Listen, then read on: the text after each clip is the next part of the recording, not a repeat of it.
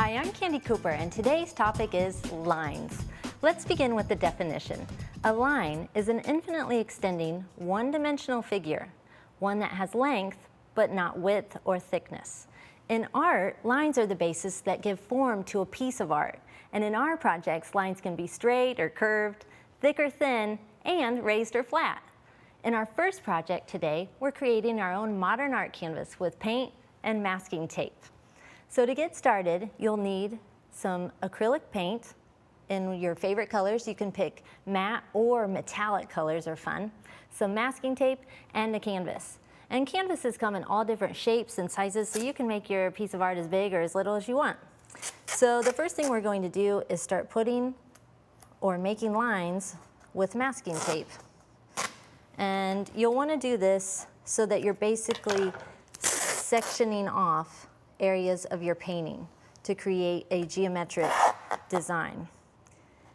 And I would leave your pieces or your open sections kind of random. And then you'll want to fold over all your edges like so.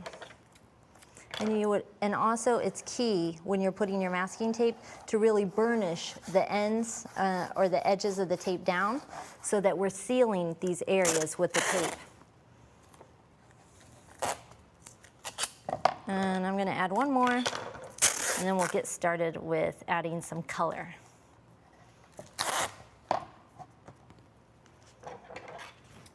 Okay, now let me double check that needs smoothed out.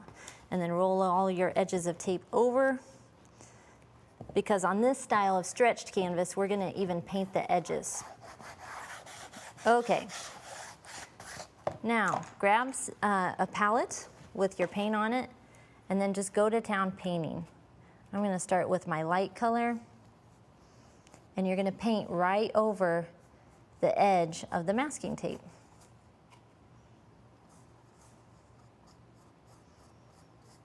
And you're going to fill in this entire section. It's a good idea, though, when you're picking your paint, to use a thicker formula. You don't want the paint to be too runny, because then it can kind of seep under your masking tape, even if you did burnish it down really good. So let's switch colors, and maybe we'll do a green section right here. And it's okay if that texture of the canvas comes through. It looks kind of cool. Okay, and let's do the edge. And then say if you did want to get rid of some of your texture and transparency, you can just let this dry, leave the tape in place, and add a second coat. So moving on, we have something like this. And I'm using some different colors, but this is your base layer. The next thing you want to do is peel up, and this is completely dry. And of course we would have filled in these other areas with paint, but you're just going to peel away all your masking tape.